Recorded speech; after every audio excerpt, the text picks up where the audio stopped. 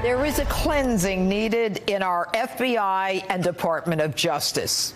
It needs to be cleansed of individuals who should not just be fired, but who need to be taken out in handcuffs. I think the FBI has been compromised. Forget about shutting down Mr. Mueller. Do we need to shut down the FBI because it was turned into a KGB-type operation by the Obama administration? This is worse than Watergate on a million levels here. I agree. By the time we untangle this massive web of corruption, it will be worse than Watergate. It will be Watergate on human growth hormone and steroids combined at massive levels. We may now have proof the investigation was weaponized to destroy his presidency for partisan political purposes and to disenfranchise millions of American voters. Now, if that's true, we have a coup on our hands in America.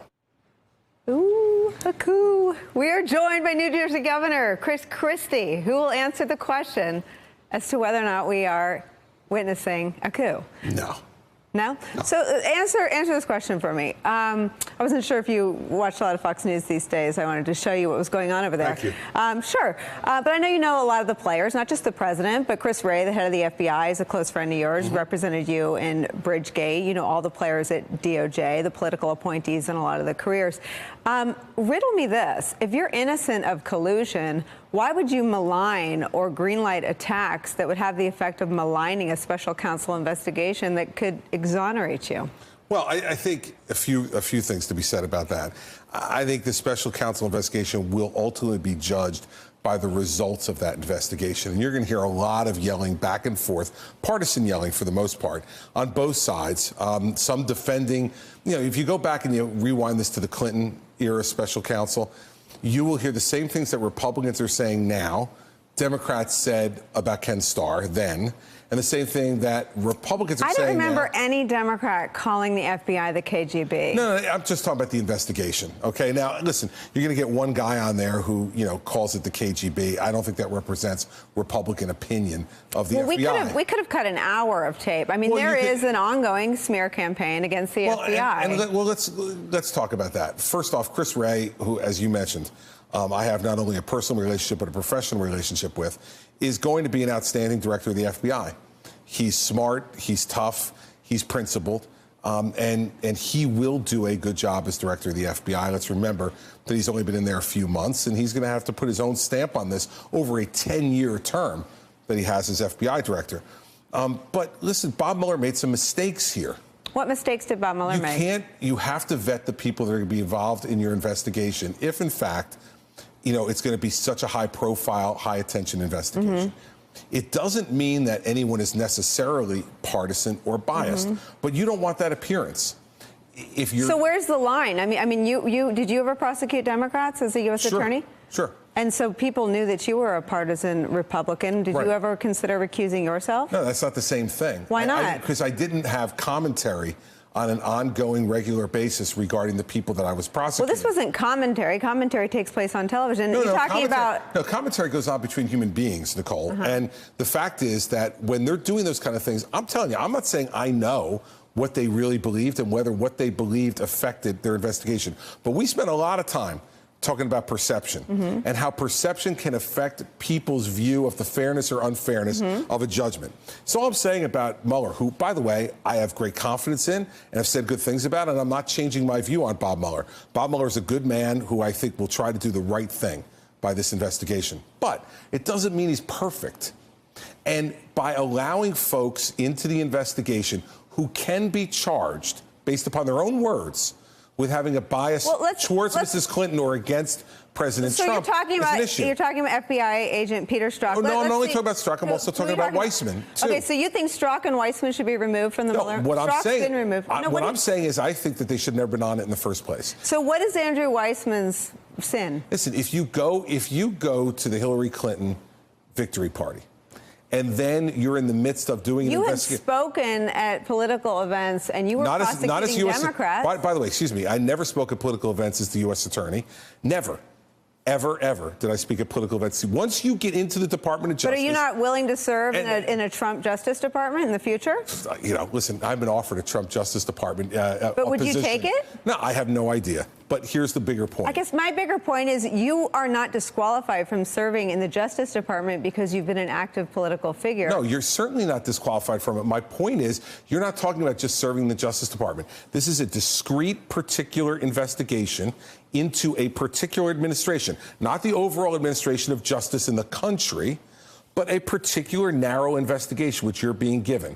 I'm not saying Andrew Weissman shouldn't be able to serve in the Justice Department, but what I'm saying is if you're Bob Mueller, you want to avoid this type of conversation at all costs. But play it out. So what should he do? Should he check the private text? Should he ask for the phones of everyone on his team and see what they're texting Listen, to their friends? We vet people thoroughly all the time. When But these people were vetted. I'm just asking you. Do you know they were vetted? How do you wait? What is the subscription? Well, no, wait a second. You're assuming they were vetted.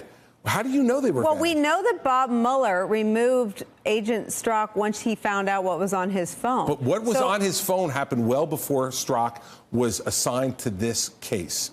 My point to you is that's stuff that you should be asking beforehand. This is a very small organization. It's not like you're talking about thousands of people, okay?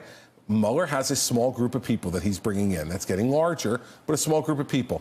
There is no chance you can tell me that he couldn't sit down and start to ask these people, is there anything that's gone on in the politically charged last year and a half, which would call into question your objectivity?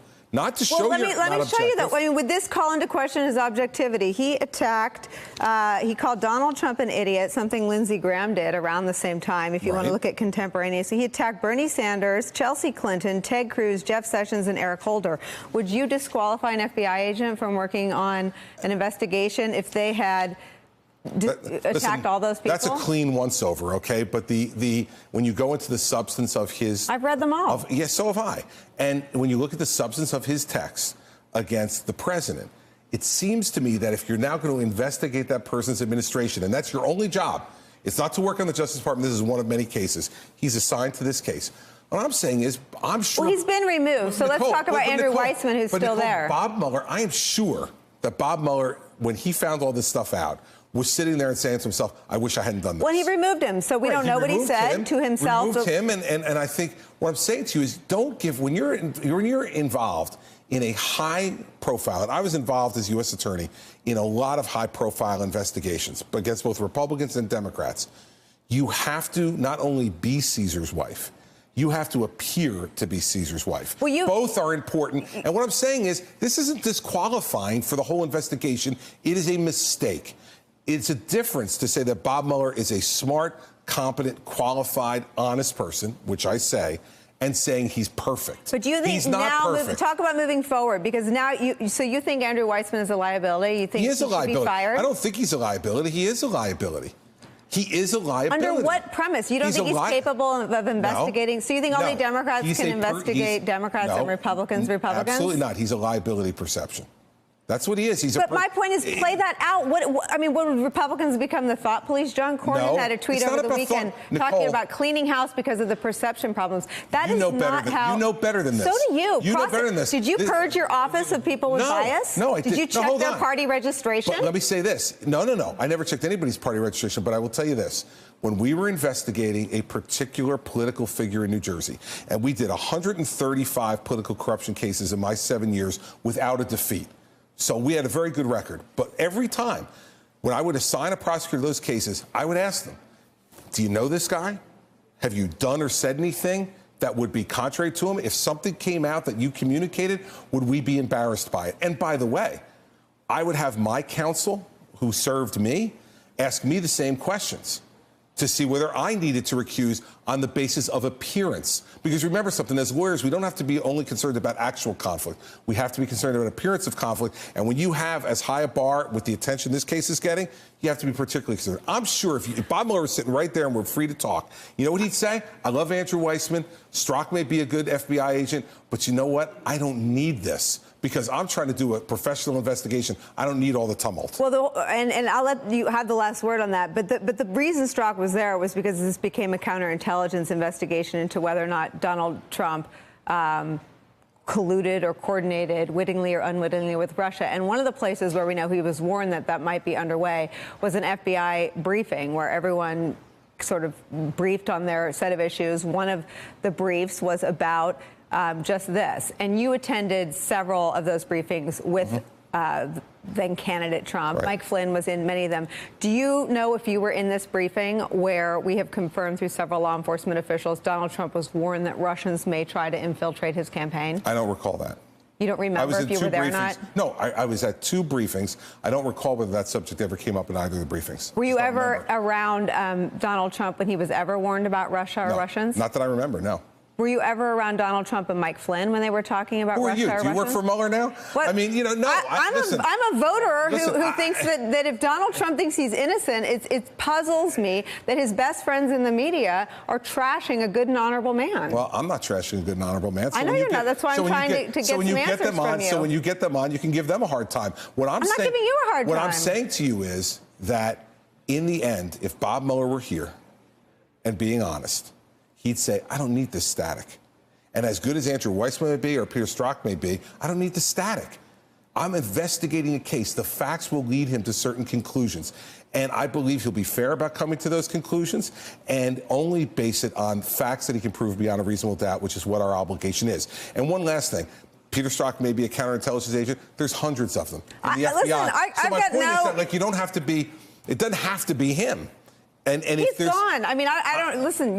But it is an indication, Nicole. The problem is, it's an indication of a failure of the vetting system for the people that were being brought on. You cannot tell me that this would not be a more credible investigation if. It's not that it's not credible now, but it would be more credible if you didn't have to deal with this stuff. But you cannot tell me that every prosecutor should have to check the party affiliation of every investigator assigned to their team. Look, let me tell you something. I don't know whether Peter Strzok's a Republican or a Democrat. Neither do I. There were Republicans who thought those things about the president, right? There are people in the White House who think those things about the president. So party affiliation is not the issue. It is not are you a Republican or a Democrat, because I had Democrats investigate Democrats, Republicans investigate Republicans in my office. I never asked them what the party affiliation was. That's not the question. The question is this. Is there anything that you have done or said vis-a-vis these subjects that we know about at the moment that would make people think that you're not unbiased? And if there is, you need to tell me that, and I need to consider whether or not the investigation would be better served by putting someone else on it. That's not, I mean, this is what you should be doing. This is what responsible prosecutors should be doing. Listen, this was my question 3 questions ago. You've now answered it 3 times. I feel like I've struck a nerve, but I want to ask you something else. I struck a nerve. I just know this stuff. Why does Donald Trump let people like Judge Janine, whatever, come in Janine, not Judy, spin him up about, I mean, you just said, I have no idea. Why doesn't he call you when he wants to know about Bob Mueller? Why does he let those nut jobs on TV malign Bob Mueller, who very well may exonerate him? Listen, at the end of the day, that doesn't make any sense to me, what those people are saying or doing. I'm not going to talk about what I tell the president. Do you think you know better? Do you think you know better than that? I don't talk about what I tell the president. When you see the president call the investigation into his campaign a witch hunt, do you think that's a good tweet or a bad tweet? Let me just tell you this. When I'm with the president, I tell him exactly what I think about all of this, and I don't say much, if at all, anything different than what I just said to you. And if it is different, it's only because he's asked different questions. In the end, if the president asked me the question you asked me, I would tell him the same thing. Because I did this for 7 years. I mean, I see people who come on this air and other air, who pretend to be experts, and they have a partisan tint to it. My view is let the facts determine what's going to happen here with everybody who's touched by this. And I believe Bob Mueller can do that. I believe Chris Wray can run an FBI that is absolutely not only effective, but exemplary. But if Donald Trump obviously doesn't agree with you. I mean, he re-upped his attacks on Mueller on Sunday night on the White House lawn by saying it's really sad, it's really sad, it's really bad, it's really sad. I mean, he sounds like a Dr. Seuss book. And his attacks on the FBI are ongoing. I don't think that... It's been run by your friend Chris Wray now for months. Yeah, I understand that. And what I'm saying to you is that people are allowed... He doesn't listen to you, or he doesn't believe you? What are you saying? No, I don't think either one of those is true. I think that people want to react the way they want to react at particular moments to particular bits of news that come out. I would always counsel people, who I counsel, to take a deep breath and to not react to every bit of news that comes out, because one, it may be true or not, and then you can't take the reaction back, even if the news that you're reacting to is discredited. But, like, everybody's going to conduct themselves in different ways. In the end, none of this matters, okay? What matters is, and I can tell you, I know because I worked with the FBI and I was a prosecutor for 7 years, at the highest level, these men and women will not be affected one iota by what the president says, or Judge Janine says or anybody else. She real judge. They will not be, yeah, I think. They will not be affected at all by it. Like, you know, the thing I loved about being U.S. Attorney, Nicole, was only I knew what I knew. And that's the way Bob Mueller is right now. I asked people, did you know that Flynn was going to plead guilty? People on the inside. They said no. I go, see? No one will ever know. A good prosecution, the guy or woman in charge of it, the biggest power you have is that only you know what you know.